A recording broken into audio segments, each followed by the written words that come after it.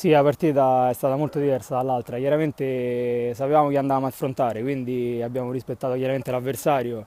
I ragazzi è un gruppo che gioca insieme da anni, noi ci stiamo amalgamando, quindi abbiamo fatto il possibile. Chiaramente episodi che chiaramente ti fanno perdere le partite, ma ci può stare chiaramente, la squadra ora è forte, noi ci proviamo ad arrivare.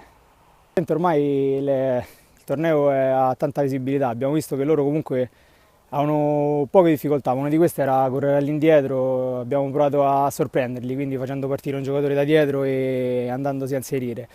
Ci siamo parzialmente riusciti, poi il risultato dice il contrario, ma la partita è stata quasi alla pari, quindi chiaramente lascia l'amore in bocca perdere queste partite, però ci, ci servirà da lezione per la prossima.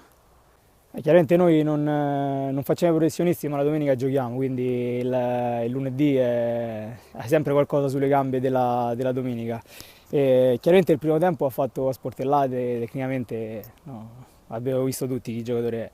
E chiaramente nel secondo tempo abbiamo dato spazio anche agli altri, abbiamo messo una punta un po' più grossa per farci salire e anche lì non è andata male, chiaramente uno come lui in mezzo al campo si fa sentire. Abbiamo provato poi a rimetterlo dentro quando la partita era un po' più morbida, invece non ha fruttato quello che volevamo fare, ecco.